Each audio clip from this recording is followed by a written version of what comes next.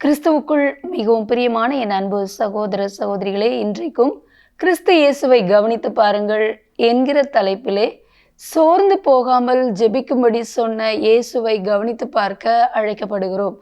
என் அன்பு தேவனுடைய பிள்ளைகளே, ஆண்டவராகிய இயேசு கிறிஸ்து வாழ்ந்த நாட்களிலே அநேக காரியங்களை ஓமைகள் மூலமாக மக்களுக்கு வெளிப்படுத்தினதை, சீஷர்களுக்கு வெளிப்படுத்தினதை நாம் பார்க்க முடிகிறது. அந்த வகையிலே சோர்ந்து போகாமல் ஜெபிக்க வேண்டும் என்பதை குறித்து ஒரு ஓமை ஒன்றை ஆண்டவர் ஜனங்களுக்கு கற்றுக் கொடுக்கிறார். என் அன்பு தேவனுடைய பிள்ளைகளே, லூக்கா எழுதின சுவிசேஷம் 18ஆம் அதிகாரம் 1ஆம் வசனம் முதல் இயேசு கிறிஸ்து ஒரு அருமையான ஓமை ஒன்றை அங்கே எடுத்து சொல்லுவதை பார்க்கிறோம். ஒரு பட்டணத்தில் ஒரு அநீதியுள்ள நியாயாதிபதி ஒருவன் இருக்கிறான். அவன் தேவனுக்கு பயப்படாதவன், மனுஷரை மதியாதவன். ஆகவே இவன் என்ன செய்கிறான்? இவனிடத்திலே ஒரு விதவை பெண் ஒருத்தி தன்னுடைய நியாயத்திற்காக கடந்து வருவதை இயேசு சுட்டி காட்டுகிறார். இந்த விதவை பெண் தன்னுடைய எதிராளிக்கும் தனக்கும் இருக்கிற காரியத்திலே தனக்கு நியாயம் செய்ய வேண்டும் என்று சொல்லி அந்த அநீதியுள்ள நியாயாதிபதியினிடத்திலே சொல்லுவதை பார்க்கிறோம். அப்பொழுது இந்த நியாயாதிபதி, நான் தேவனுக்கு பயப்படாதவன், மனுஷரை மதியாதவன், ஆனாலும் கூட இந்த விதவை பெண் என்னை அடிக்கடி தொந்தரவு செய்யாதபடிக்கு, என்னை அடிக்கடி வந்து அலட்டாதபடிக்கு நான் அவளுக்கு நியாயம் செய்ய வேண்டும் என்று சொல்லி நினைத்து அவளுக்கு நியாயம் செய்ய வேண்டும் என்று அவன் தீர்மானிக்கிறதை பார்க்கிறோம். அப்பொழுதுதான் ஆண்டவர் அதை சுட்டிக்காட்டி ஒரு காரியத்தை சொல்லுகிறார்.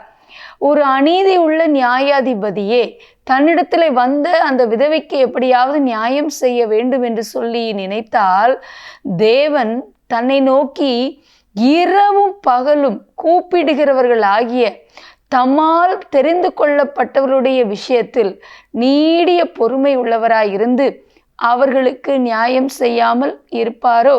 சீக்கிரத்திலே நியாயம் செய்வார் என்று இயேசு கிறிஸ்து கூறுவதை பார்க்கிறோம்.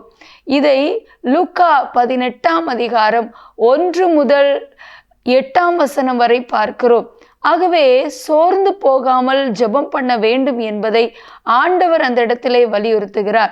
ஆகவே எந்தவித சூழ்நிலை நமக்கு வந்தாலும், எவ்வளவு ஒரு சூழ்நிலைகள் சாதகமில்லாத நிலை காணப்பட்டாலும் கூட நாம் மனம் பதறி விடாதபடி, சோர்ந்து போகாதபடி தொடர்ந்து ஜெபிக்கதான் ஆண்டவர் இந்த ஓமையை கூறுகிறார். ஆகவே என் அன்பு தேவனுடைய பிள்ளைகளே, உங்களுடைய வாழ்க்கையிலும் கூட அநேக ஆண்டுகளாக, அநேக மாதங்களாக, அநேக நாட்களாக ஏதோ ஒரு காரியத்திற்காக நீங்கள் ஜெபித்து பதில் கிடைக்காமல் சோர்ந்து போய் இருக்கலாம். ஆனால் இயேசு கிறிஸ்து இன்றைக்கு உங்களை பார்த்து சொல்லுகிற ஒரு காரியம், சோர்ந்து போகாமல் தொடர்ந்து நீங்கள் ஜெபம் பண்ண வேண்டும் என்று கர்த்தர் விரும்புகிறார். நீங்கள் அப்படி ஜெபிக்கும் பொழுது ஆண்டவர் சீக்கிரத்தில் உங்களுடைய காரியத்திலே ஆண்டவர் நியாயம் செய்ய வல்லமை உள்ளவராய் இருக்கிறார்.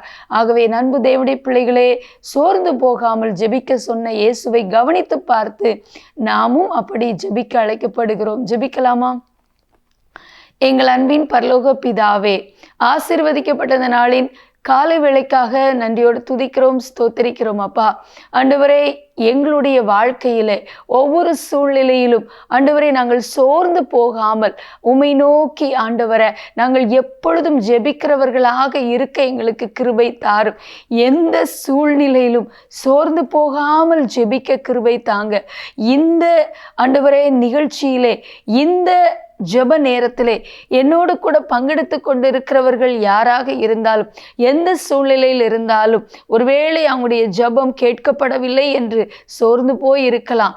ஆனாலும் இப்பொழுது ஆண்டவரே அவர்களுடைய கூக்குரலை கேட்டு நீர் அவர்களுக்கு சீக்கிரத்தில் நியாயம் செய்ய போகிறபடினால் உமக்கு நன்றி செலுத்துகிறோம். ஆகவே இவர்கள் சோர்ந்து போகாமல் தொடர்ந்து ஜெபிக்க கிருபை தாங்க. இயேசுவின் நாமத்தில் பிதாவே, ஆமேன். என் அன்பு தேவனுடைய பிள்ளைகளே, சோர்ந்து போகாமல் ஜெபிக்க சொன்ன இயேசுவை கவனித்து பாருங்கள். கர்த்தர் உங்களை ஆசீர்வதிப்பாராக. ஆமேன்.